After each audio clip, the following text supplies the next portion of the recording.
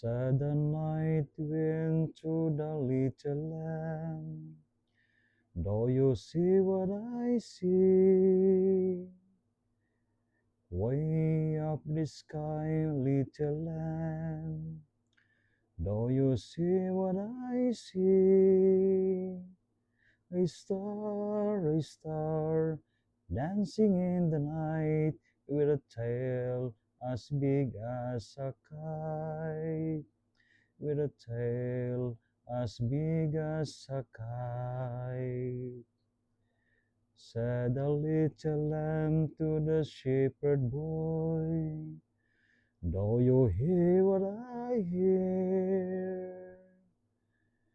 Ringing through the sky, shepherd boy, do you hear what I hear?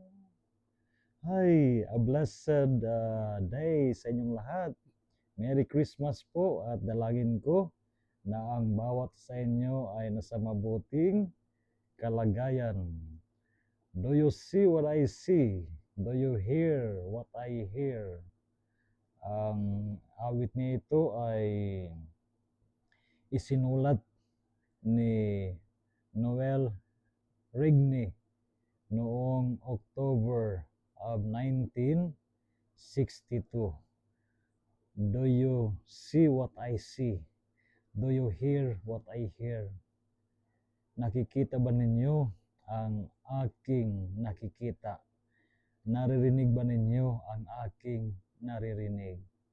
Mga kapatid, sana sa ating ginawang paghahanda sa panahon ng Adbyento at lalo na sa ating pagpupuyat itong nakaraang 9 ng Misa de Gallo, nabuksan ang ating tainga at ang ating dila upang sa gayon ay tunay na makita natin ang dapat natin makita at marinig natin ang dapat natin marinig. At ano nga ba ang dapat natin makita at marinig? Walang iba kundi ang katotohanan ng pagparito ng ating Panginoon. Ang kanyang pagparito ay ipinahayag ng mga propeta at ang pinakadakilang sa lahat ng mga propeta na naghanda sa pagdating ng daraanan ng Panginoon ay walang iba kundi si Juan Bautista. At mga kapatid, tayo ay narito na sa ating pinaghandaan ang pagsilang ng ating Panginoon. Mga kapatid, samahan ninyo si Padre Ron upang ating pakinggan ang Ebanghelyo. Para sa araw na ito, ang aking babasahin sa inyo ay ang Ebanghelyo na gagamitin para sa misa mamayang gabi o midnight mass mula sa Ebanghelyo San Lucas chapter 2 verses 1 to 14. In those days, a decree went out from Caesar Augustus that the whole world should be enrolled. This was the first enrollment when Quirinius was governor of Syria. So all went to be enrolled, each to his own town. And Joseph too went up from Galilee, from the town of Nazareth to Judea, to the city of David, that is called Bethlehem, because he was of the house of the family of David, to be enrolled with Mary, his betrothed, who was with child. While they were there, the time came for her to have her child, and she gave birth to her firstborn son. She wrapped him in swaddling clothes, and laid him in a manger, because there was no room for them in the inn. Now there were shepherds in that region living in the fields, and keeping the night watch over their flock. The angel of the Lord appeared to them, and the glory of the Lord shone around them, and they were struck with great fear. The angel said to them, "Do not be afraid, for behold, I proclaim to you good news of great joy that will be for all the people. For today in the city of David a Savior has been born for you, who is Christ and Lord. And this will be a sign for you. You will find an infant wrapped in swaddling clothes and lying in a manger. And suddenly there was a multitude of the heavenly host with the angel praising God and saying, Glory to God in the highest, on earth peace to those on whom His favor rests. So again, a blessed Christmas sa inyong lahat. At sana ang bawat sa inyo ngayon ay maligaya at alahain natin na ang kaligayahan na ating nararanasan ngayong Pasko ay hindi dahil sapagkat tayo ay may pinagsasaluhan o kaya nagkakatipon ang pamilya, bagamat ito ay napakahalaga. Subalit, hindi ito ang basihan kung bakit tayo ay maligaya, nagsasaya ngayong panahon ng Pasko. Ang dapat na basihan ng ating kaligayahan ay walang iba kundi ang pagdating, ang pagsilang ng ating Panginoon. The coming of Jesus is the greatest gift of all. Siya ang dakilang biyaya, ang biyaya na hindi mapapantayan ng kahit anuman. Kaya nararapat lamang mga kapatid na tayo ay masaya sa ating pagdiriwang ng Pasko. Sapat na maging masaya ang pagsilang ng ating Panginoon.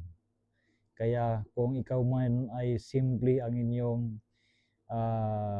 handa ngayong pagdiriwang ng Pasko, huwag kang malungkot sapagkat ang pinaka-importante ay ang pagsilang ng ating Panginoon.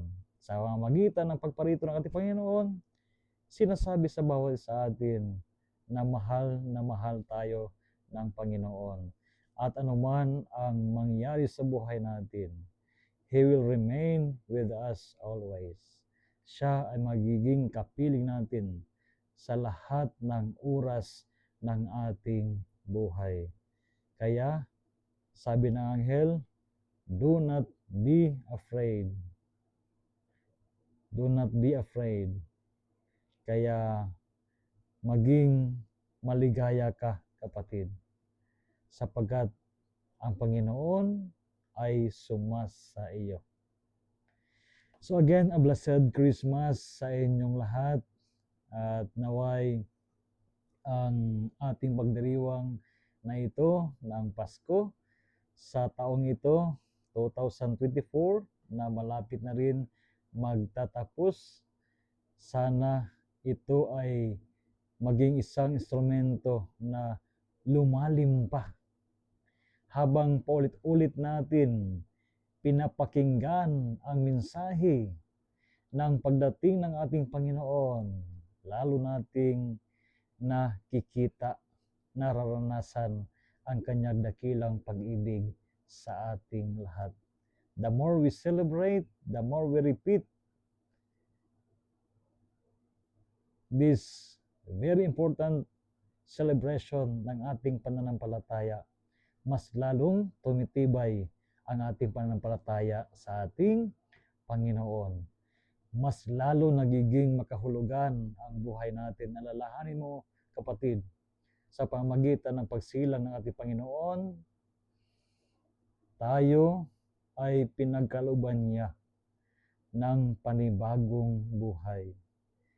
Tayo ay pinagkalooban niya ng kahulugan ng ating buhay sa mundong ito. Kaya ipagpatuloy natin ang ating paglalakbay at hayaan natin ang Panginoon na maging kasama natin sa ating pangaraw-araw na buhay. So again, a blessed Christmas sa inyong lahat at patuloy tayong magdasal sa isa't isa at naway ang pagdating ng ating Panginoon ay maging paalala sa atin ng kanyang dakilang pag-ibig. At ngayong gabi, sa ating pagdiriwang ng Pasko, ng pagsilang ng ating Panginoon, bubuksan ng ating Santo Papa, Papa Francisco, ang Holy Door sapagkat nagsisimula at ito ang pagbubukas ng Holy Door ay hudyat ng pagsisimula ng ating pagdiriwang ng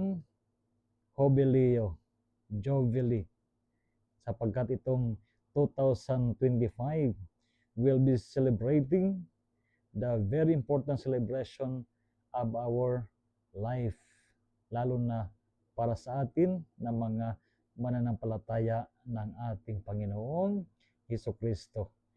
Naway ang jubileyong ito ay maghatid sa atin ng maraming pagpapala galing sa ating Diyos na patuloy na nagmamahal sa bawat isa sa atin.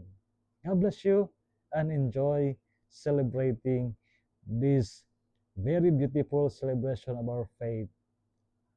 A blessed Christmas once again to each one of you.